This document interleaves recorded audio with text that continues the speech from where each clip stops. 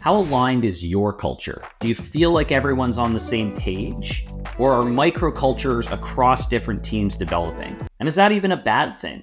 How important is an aligned culture to success? This is the Culture Clinic, where my co-founder, Skay, and I are relentlessly learning from HR experts on how to build a culture where people love to work. My name is Joe. I'm the co-founder here at Guusto, and today we are joined by Kwesi Thomas, an HR expert in rewards and recognition. Kwesi, hope we can align on this week's topic. Hey, Joe.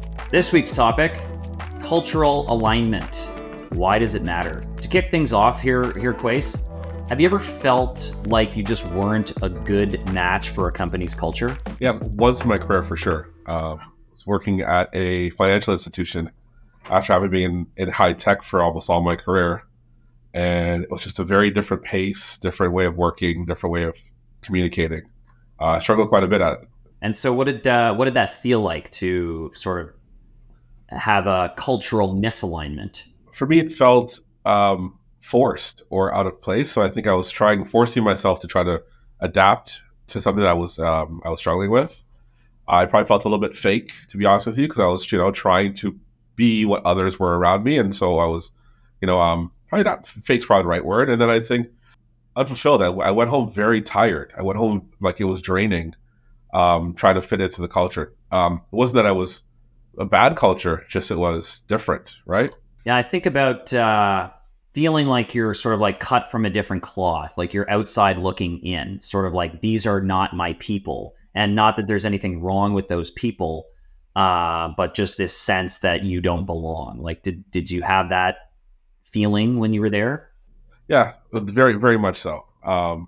I think I could swim with them, but at the same time, I felt like it was, fake or imposturing to what I felt natural for me.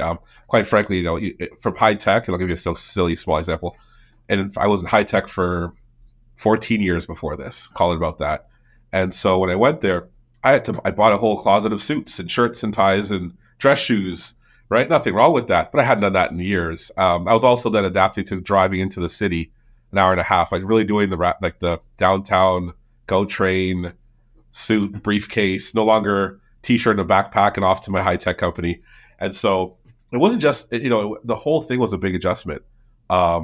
For me, even just in that, what I just described, to the way we worked, there were a lot of more procedures, right? There was a lot more, you had a lot more meetings to plan about a meeting, to pass on a document, to get a review document, that I thought in my other cultures, the pace was just different, right? Kwesi, in reflection, do you think that there are some things that you could have done differently through the interview and hiring process to sort of, sniff out that misalignment, or was that really on, the company to do things differently to sort of identify that maybe it wasn't going to be a great cultural fit?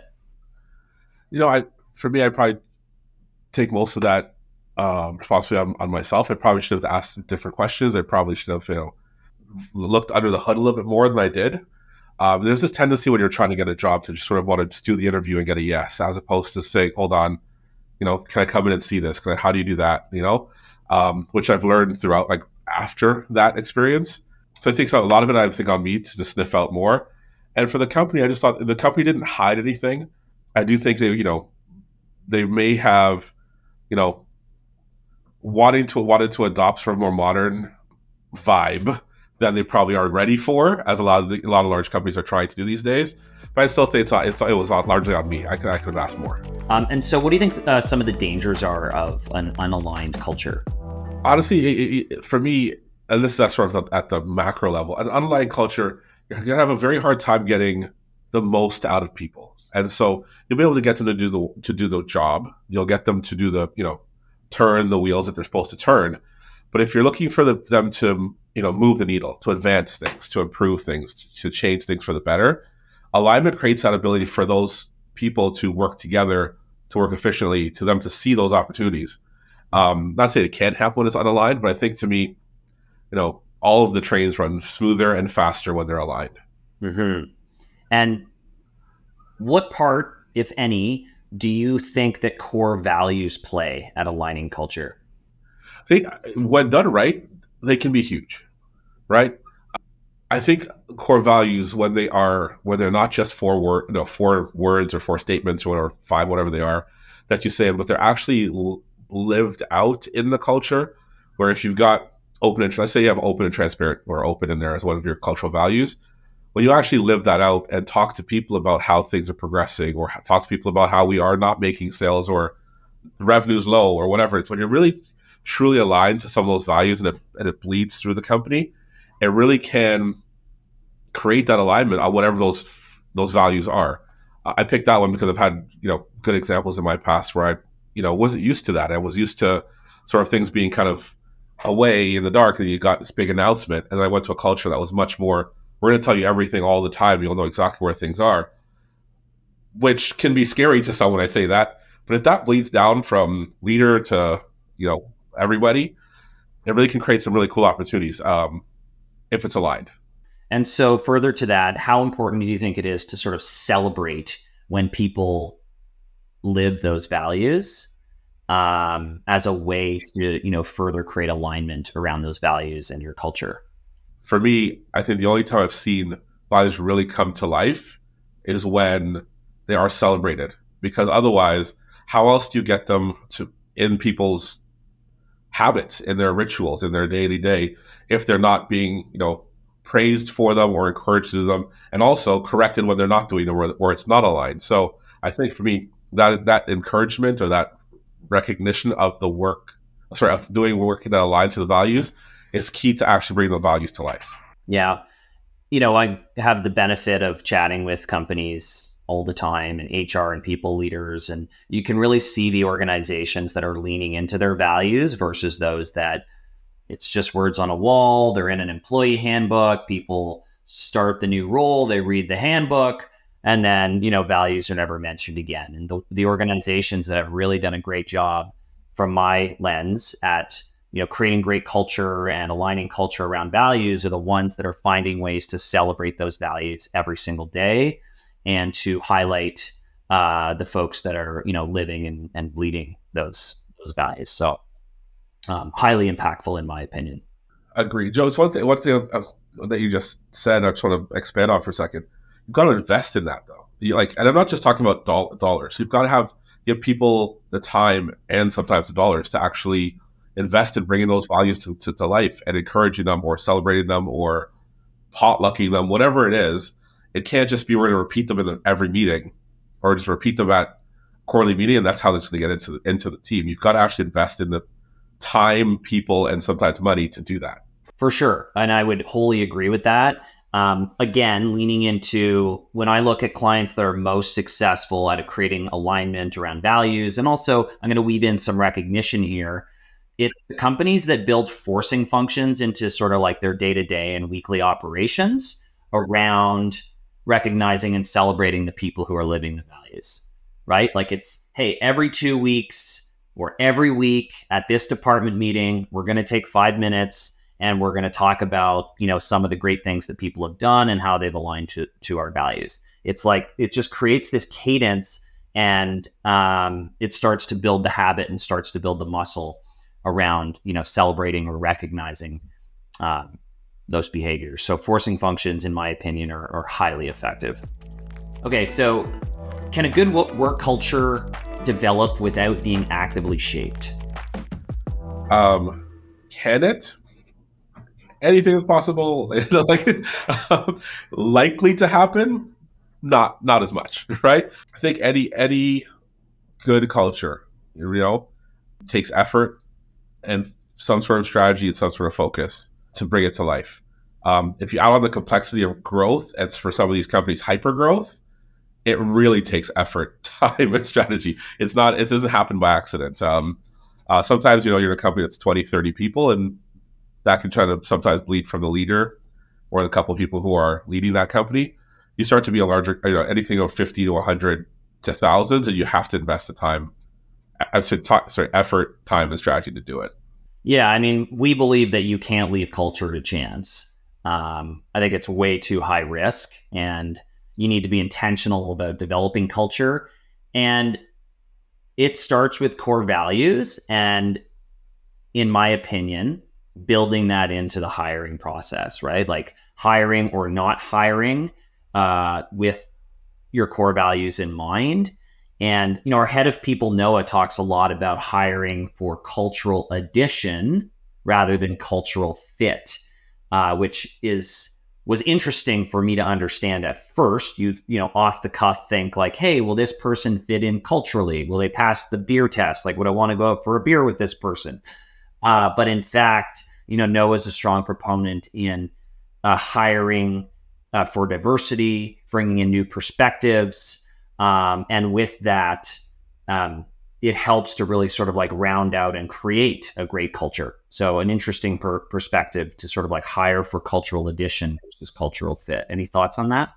Agree with Noah. I think is there an aspect of I've got to work with this person X number of hours per day? Yes. But that doesn't mean that you've got to be best buddies as well. You want to add people to the team who are going to build on the ideas and the skill sets of the team, but also on the wholeness of the culture of the team. So I completely support that. Hard to do, hard to know if you're making the right choices, but those who are good at it, when they can do that, they can build a team. You can build a really strong team, right? Yes. And so how long does cultural alignment generally take? And, when should you change strategies? How long would it take? I don't think it ends. And that sounds like a really cheesy answer, but it's the truth. I think when it's going wrong, you need to change strategies straight up. If it's not working, if the values aren't the right values for your company, and the team's clearly not aligning, and sometimes we build these values off in a ivory tower somewhere that don't actually translate to what the people do and how they work, or the people you've hired and built. So sometimes, changing the strategy of how you try to bring those to life or changing them is important, is necessary. But often it just needs more time and effort. It means, do you have enough forcing functions? Do you have enough celebration of it? Have you corrected those behaviors that are counter to the values that you want, right? Are you holding people accountable to the negative and the positive of those values, right? And so often time, I don't think there's a timeline on it. I think there's a very short time that you allow it to go bad. If it's not working or if things are going the wrong way, you got to correct things really quickly. If it's going the right way, you just got to keep investing in that to keep it going. And how do you know if the strategy is working or not? So if it's not working, you'll hear. The employees will tell you, the managers will tell you, you'll see the morale, you'll see attendance and participation in things start to drop. You'll start to hear, things like, that's not part of my responsibility. It's not my role. That staff department, let's send it back over there. I can't help you with that. Like, not that there isn't some healthy level of that's happening with any job, but you'll start to know when the unhealthy level starts to happen. And so if you're paying attention to what your employees are saying, doing, how your managers are saying and doing, how the work is flowing, you'll know when it starts going negative, right? How do you know it's working? That's harder. To be very frank. Hopefully you're seeing more of the forcing functions happening without forcing. Hopefully you start to see participation and people recognizing each other more often. Hopefully you're seeing other levers go the right way. But sometimes it's very hard to see because you can always it's easy to blame what's not happening. Hard to figure out who to credit when things are going well. So got to pay attention to whatever metrics or whatever indicators you've determined are important to you to measure your results. And if those are going the right way, great. If they start to go the wrong way, pay even more attention. Okay, and so how do you maintain cultural alignment while still being inclusive and making room for different personalities and voices? Yeah, there's always been this misconception that cultural alignment means more of the same. It's got to be the same buddies, same people who are like the same things, like to do the same things. That's not correct. What you want are people who are interested in each other, celebrate each other's successes, and want to help each other succeed. And that doesn't have to look like the same thing. It doesn't have to be the same interests, but they have to be able to come together and do that. And so for me, often you're looking at programmatically, you're looking at doing things that are inclusive. You're looking at doing things that allow people to bring their personality, to bring their cultures, to bring their different ideas to the table. And sometimes that might be they're out of, not only out of place, but there's a challenge with that because you might be doing something that's culturally specific, but make sure you're doing other things that are broader so that there are other ideas, cultures, etc. coming to the table, right? Easier said than done, but I think, a lot of HR professionals, we are getting really good at looking for opportunities that are broader and not so narrow in terms of one particular culture, one particular group. I also, like many things, I think that leaders and managers set the tone, right? And so if there's sort of this culture or environment where leaders and managers encourage people to respectfully challenge ideas and bring a new lens on maybe an old thought process, and their reaction to that is one of encouragement and positivity, I think that can bleed down throughout the organization. And if the manager or leader is doesn't like to be challenged and poo-poos people's ideas, that the impact can be very negative. Okay, so thinking about HR, what are some of the things that the people team can do to help align teams? One, support your managers. The more you can enable your managers to understand what the values and culture that you're trying to build is, and give them the tools to encourage their teams and reward their teams for those behaviors, the better. A lot of times I think HR thinks it's on them to build the culture. And I'm going to say especially at larger organizations, it's impossible. For me, your job is to enable the leaders to do their jobs and help build and reinforce the culture. As an HR leader, you're looking at the corporate level to ensure that you've got some common values and ways of expressing those values that everyone understands, right? There will be some nuances in different departments, but what you want to try to make sure and do is that you're not allowing completely different cultures to be built in different areas, right? And so a lot of times you're looking at programs that allow some flexibility to the managers and to the individual teams, but give a common thread, right? So I'll give an example of the recognition programs. You want them to reward for similar values. You don't want to have finance on one set of values and have another department on another complete set of values. You want them using the same values. Now, you might find that one is flexed a little bit more in different departments, but you want to make sure there's some common threads. And I think if you do that throughout your programs, your holiday programs, your milestone programs, your, how you allow people to do one-on-ones, right? There might be some differences, but you want to have that sort of common base from which the company at large is building its culture. And that's what the HR team job is to, A, empower their leaders to build that culture, and to make sure at a broad span that you've got some common ways of building that culture. I couldn't agree with you more, Kwesi. I think that the HR team can help to build the framework for leaders and managers, right? And set some guardrails, and then empower those leaders and managers with the tools and hopefully a budget to be great. A lot of managers want to be great managers, but they feel like they don't have the tools and they don't have a budget to say, thank you to someone when they go above and beyond. And their first line of sight into what's going on at the organization. So if we're not supporting our managers to be great, people are going to leave. If you want to build a truly aligned culture, check out Culture is the Ultimate Advantage, our free guide to creating a culture where your people feel seen, heard, and valued. Click the link in the description to get your copy. Thank you for watching. If you enjoyed the show, please hit the like button and be sure to subscribe so you don't miss an episode. And don't forget to recognize someone for a job well done today. Mucho gusto.